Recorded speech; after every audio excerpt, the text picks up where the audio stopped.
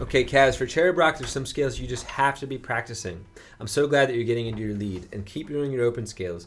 I liked what I heard, but you were doing so many hammer-ons that it doesn't develop the technique as much as alternating the picking. So if you're going to do your open scales this week, try to get into some alternate picking. Down, up, down, up, down, up. So they're very articulate, like a very clear articulation. That'll build your chops up in your right hand. But then I want you to play your E chord at the 7th fret. You have to play these scales for cherub rock. You have to start on E7, A string, 7th fret, play your active scale. You're really good at this. But then here you're going to play a static scale like this. You know this pentatonic static scale. It's the most important of the whole batch. Then you play the same notes with this active slide. So you get all the way up to your first finger at 12. So you have right here your static scale. And I'm not using my pinky on purpose because the pinky is very weak. And it can't bend, or it can, but just not as effectively. Active. So all of those notes are radiating upward from this E major chord. You could do this in D, you could do this in C, and when you get really comfortable with E, you should start moving it to those other two keys, D and C. But E is at the 7th fret. Cherub rock has to teach you your E position, E7. So you have open E, and then E7. Those two positions will be rock solid. So what does it do? It does something like, it's like,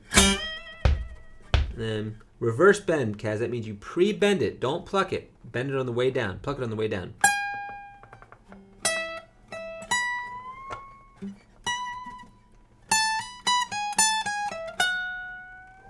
And as high as you possibly have. I don't even have that fret. And then you're right back to 14. That's just a half step bend. Then you do this cool double pull off with a slide to 9. You go. Again, I'll slow that down. You'll notice my first finger is prepared. It's got to be down on the B string. And then you start with the ring finger. And then that's where we left off. Hey, JP, what's up, brother? We didn't go beyond that, but you can. That's why I taught you the scale, because I think it just does like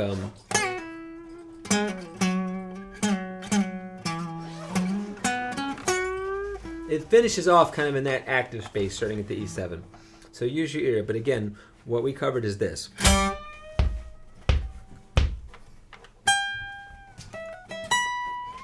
Shit.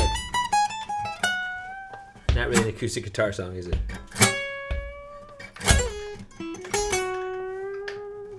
And then he does some weird shit after that. Okay, the riff is based on octaves. Play this octave scale. E, 1, 2, 3, 4, 5. I'm rumbling home the low E in the bass. And the riff just goes 2, 1, 3, 4, 3, 2, 1, 2, 1, 3, 4, 3, 2, 2, 3, 3, 4, 3, 2, 2, 3. Whenever it breaks, it goes D to A. And the chorus adds the C and the G as well. That's kind of the basic harmonic structure and the riff structure. And then for just, we looked at that new bridge section. So we looked at the octave chromatic run from G at the 10th fret, and it goes 1, 2, 3, 4, chukka, 6, chukka, 5. Again.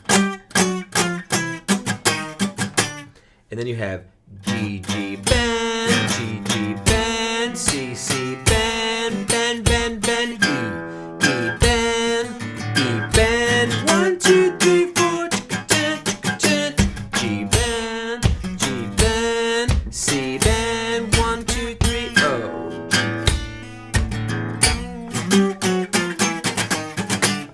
That's it, dude. Have fun.